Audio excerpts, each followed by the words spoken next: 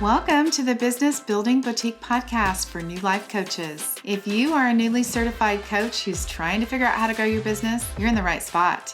Join me each week to learn simple business growth strategies along with step-by-step marketing tips to get you seen by clients in your niche. I'm going to be your guide. I'll tell you what to do so you can feel confident in your business. And here's the truth, ladies. You can build your dream coaching business without paid ads and without a fancy sales funnel. So if that sounds interesting and you're ready to get more paid clients, then let's get started.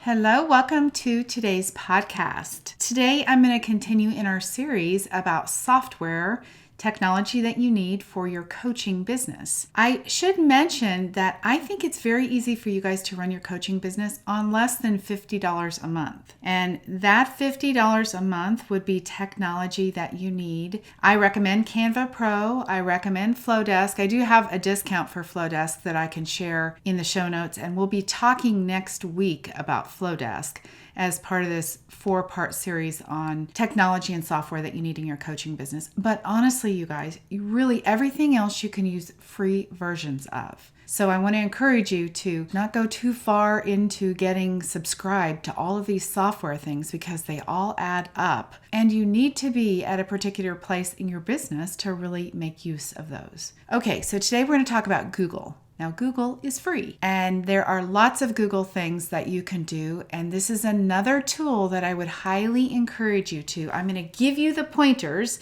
but I would encourage you to go and look at this on your computer so that you can see, or on your phone, so you can see more about what I'm talking about. One of the great things about Google is that it's cloud-based, and so you guys are going to be able to work on your phone on Google and also have it update on your desktop or your laptop, whatever it is. You can work on it from anywhere. So you guys will log into Google, into your Gmail account, your regular basic Gmail account. Once you get into Google, you will see that there is a little grid of 9 little dots up in the top right corner, and they're the Google apps that you can use. This is what I'm going to be talking to you about today. Again, it's all free. Inside of there, that's where you're going to find your Google email. You're also going to find Google Drive, which I will talk to you about, Google Documents, and some other things.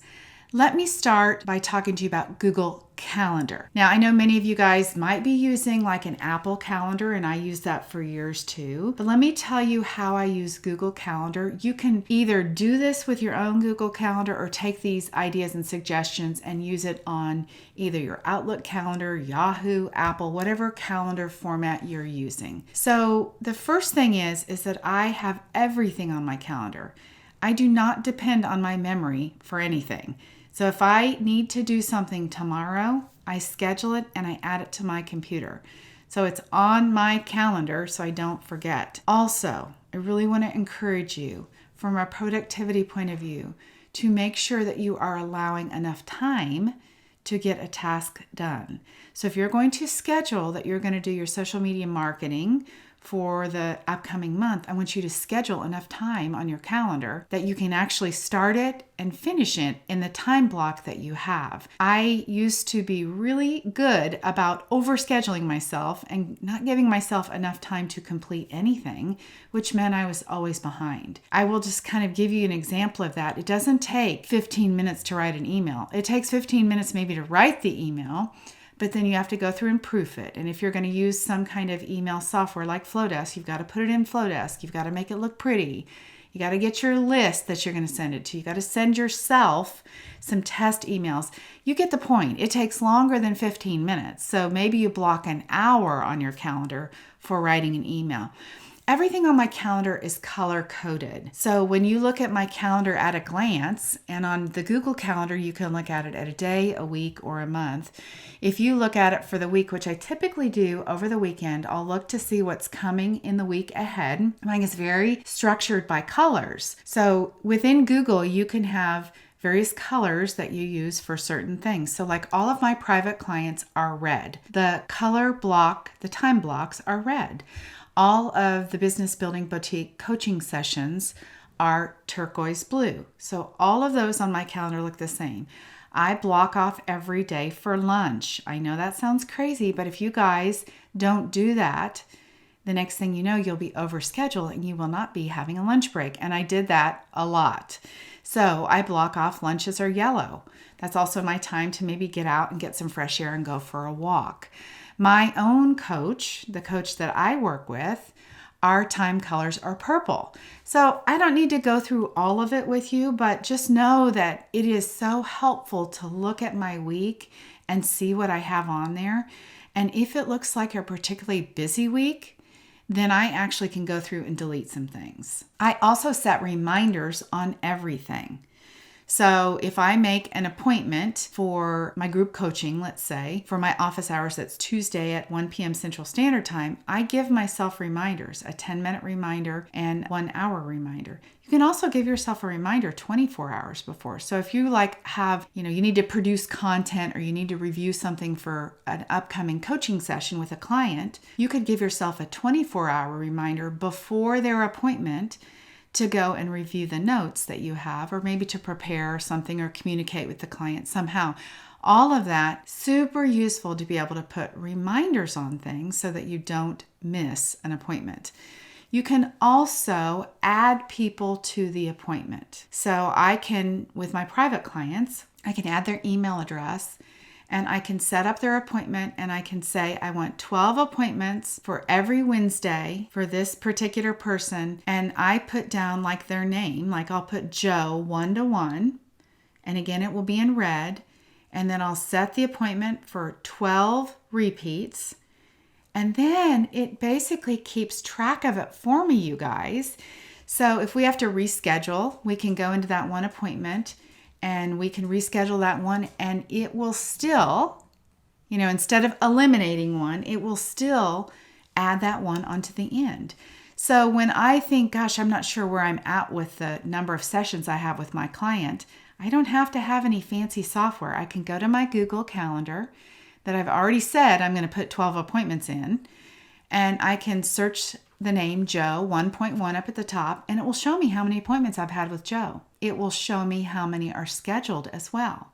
So it's a really great, super simple way to be able to keep track of clients. And I know if you don't have a full client base, you might be thinking it's not that hard to keep track, but let me tell you, you get 20 or 30 clients, you cannot remember what is going on with your clients. So you're going to want to have a way to go back and double check kind of what the status of things is. All right, Google Documents. Let me talk to you about that. For those of you who don't use Google Documents, that's going to be like Word or it's going to be like Pages. But the beautiful thing about it is it's cloud-based. So you can use it on your phone. You can actually use it offline on an airplane. So you can make a document offline, get on an airplane or someplace where there's no Wi-Fi and work on that one document. As soon as you get back to where there's Wi-Fi, it will update the document. You can also collaborate with people on one document. So you can share the one document. I can share it with my assistant, Angela, and she can make comments to me. She can either edit the document all the way or she can be a commenter and she make comments to whatever I've done or corrections back and forth. We work on the same document. Now let me talk to you about how you use this in your coaching business. I also use the free version. That's the only version there is of Google Documents. And you will put your client's name. So let's say Joe 1-to-1 is the name of my document. And remember, if I had 12 sessions with her, I am going to start on this Google document that says Joe 1-to-1. I'm going to put the date on it. And while Joe and I are coaching, I'm going to take all the notes on my Google document. After I'm done with our session, which has a date at the top, I put the date, I take the notes, I go in and I put insert a line. So it takes a line and puts a line all the way across the document. Then the next session, I put the date, I take the notes. So I have all of our session notes on one document. So while I am coaching Joe, I can scroll back and forth on that document because I can move the document in front of Zoom and she doesn't see that, right? The camera is on my face. I can see her if I want to in the documents across the Zoom screen. I can go back and forth and look and see what we talked about our last session or, 6 months ago in a session. and go back and forth and look for progress. That is so much fun. I just actually did that today with Jo. She started with me a year ago, almost actually a year to the date of this release of this podcast. And as I was talking to her today in our appointment, I scrolled back up to our first appointment and I was able to look at the goals. You know, we talked about what do you want to accomplish while we work together. I was able to look at the goals, and let me just tell you what, this girl has blown things out of the water. She has a group coaching program and she has 70 something clients right now and is getting ready to open enrollment. And I think she's probably going to reach the 100 client mark. Current clients at one time. This girl is like amazing. But in our notes, I can go back and review that. I can go back and look at all the things. You guys know that I'm the action girl, so I'm telling you what to do. I'm tracking what you've done. You know, I'm looking back on notes to help you see where you need to make shifts and changes in your business. I talk to you about your marketing. We look to see what's effective, what's working, what's not working, and all of that is on that one document.